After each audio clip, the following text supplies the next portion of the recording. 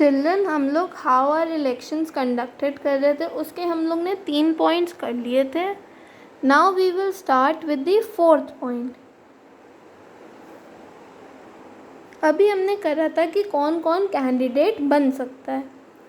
अब हम करेंगे वो अगर इस क्राइटेरिया में आ जाते हैं तब वो लोग क्या करेंगे.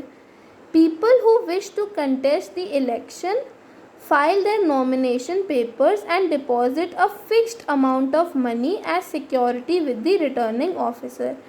अब लोग जो कंटेस्ट करना चाहते हैं इलेक्शंस में वो अपने नॉमिनेशन पेपर्स को फाइल करेंगे, डिपॉजिट करेंगे एक fixed amount of money deposit करेंगे रिटर्निंग ऑफिसर के पास एज सिक्योरिटी. और जो लोग अब 1/6 at least 1/6 of the total number of votes polled से हार जाते हैं, मतलब वो इतने नहीं वोट्स जमा कर पाते हैं, उनको उनका पैसा वापस नहीं मिलता है.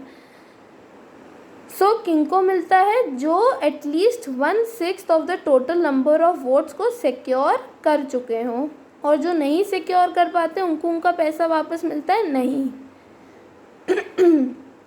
So people who wish to contest the election file their nomination papers, deposit a fixed amount of money as security with the returning officer. किसके पास जमा करते हैं, रिटर्निंग ऑफिसर एज सिक्योरिटी. और जो सिक्योर नहीं कर पाते at least 1/6 of the total number of votes, उनको उनका पैसा दोबारा वापस नहीं मिलता है. Now coming to the 5th point, the returning officer examines all the nomination papers. अब जो nomination papers ये contestants या candidates फाइल करते हैं उनको एग्जामिन कौन करता है, returning officer. After scrutiny only the valid ones are allowed to contest. मतलब जांच पड़ताल करने के बाद जिन्होंने सही सब कुछ भरा है उन्हीं को ही अलाउ करा जाता है कि वो कॉन्टेस्ट करें इलेक्शंस में. The approved candidates are given some more time in case any of them wishes to withdraw. और उन अप्रूव्ड कैंडिडेट्स को टाइम दिया जाता है कि अगर कोई कैंडिडेट विड्रॉ करना चाहता है, मतलब इलेक्शंस नहीं लड़ना चाहता है, तो उसको टाइम दिया जाता है कि अगर वो विड्रॉ करना चाहता है तो अभी कर ले. Now coming to the 6th point.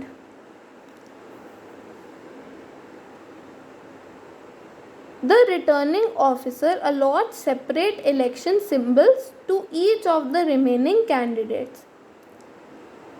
Now returning officer allot करता है separate election symbols जो remaining candidates को दिए जाते हैं. These symbols are printed on the ballot paper और दी इलेक्ट्रॉनिक वोटिंग मशीन. और यही सिंबल्स को प्रिंट करा जाता है बैलेट पेपर या इलेक्ट्रॉनिक वोटिंग मशीन पे. अभी हमने जब सीक्रेट बैलेट कर रहे थे तब हमने उसमें देखा था कि 2 टाइप के अब यूज़ होते हैं, एक प्री प्रिंटिंग होता है और एक बटन से होता है. तो वहीं पे ये सिंबल्स प्रिंट करे जाते हैं जो रिटर्निंग ऑफिसर रिमेनिंग कैंडिडेट्स को अलॉट करता है.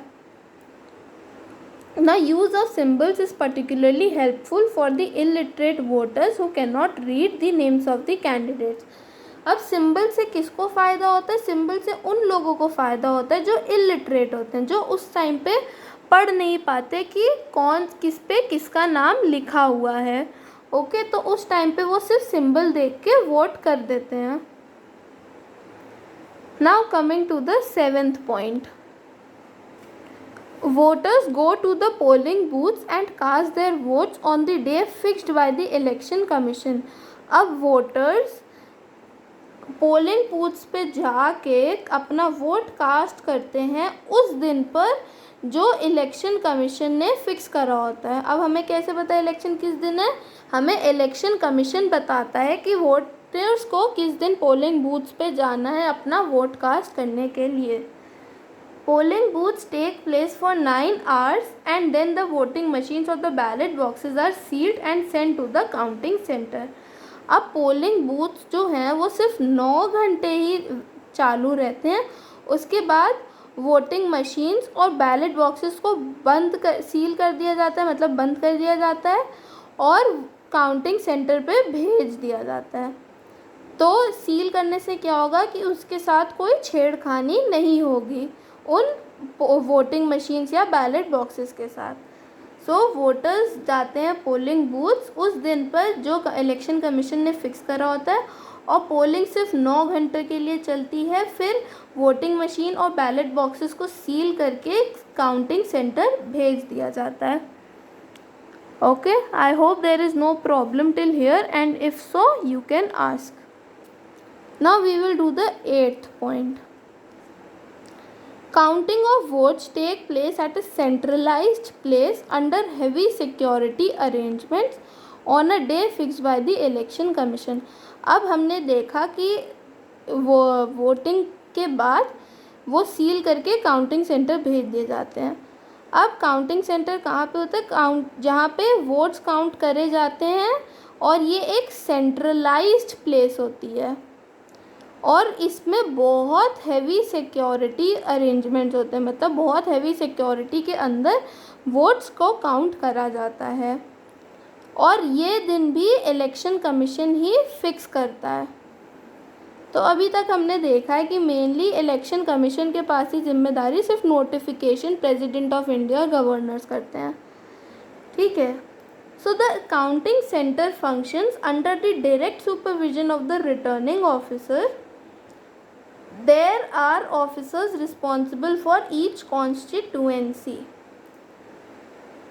अब जो रिटर्निंग ऑफिसर होता है वो सुपरवाइज करता है इन काउंटिंग सेंटर्स को, और एक रिटर्निंग ऑफिसर, एक डायरेक्ट सुपरविजन रिटर्निंग ऑफिसर का होता है फॉर ईच कॉन्स्टिट्यूएंसी। हर एक कॉन्स्टिट्यूएंसी के लिए एक रिटर्निंग ऑफिसर होता है जो सुपरवाइज कर रहा हो। In order to avoid partiality and other malpractices at the time of counting, the candidates and their authorised agents are allowed inside the counting hall. अब किसी भी पार्शियलिटी को अवॉइड करने के लिए, या मैल प्रैक्टिसेस मतलब जो लीगल नहीं है, जो गलत चीज़ें हैं या गलत प्रैक्टिसेस हैं, उनको अवॉइड करने के लिए काउंटिंग के टाइम पे कैंडिडेट्स और ऑथराइज्ड एजेंट्स को अलाउ कर दिया जाता है काउंटिंग हॉल में। In case of any doubt the decision of the returning officer is final. मतलब उस समय कोई ये ना कह सके कि अच्छे से नहीं हुआ है काउंट या कोई पार्शियलिटी हुई है, तो जो कैंडिडेट्स होते हैं या और उनके ऑथराइज्ड एजेंट्स, उनको काउंटिंग हॉल के अंदर अलाउ कर दिया जाता है। और अगर कोई डाउट हो किसी को, तो डिसीजन रिटर्निंग ऑफिसर का फाइनल होता है। किसका डिसीजन फाइनल होता है? रिटर्निंग ऑफिसर का। और रिटर्निंग ऑफिसर है कौन? वो है मेन ऑफिशियल ऑफ जो कंडक्ट कराता है हर एक कॉन्स्टिट्यूएंसी का, मेन सुपरवाइज़र। ये हम लोग न्यू वर्ड्स में कर चुके हैं, these constituency returning officer, ये सब टर्म्स कर चुके हैं। I hope I am clear, and we will do till here only and start with the 9th point in the next video.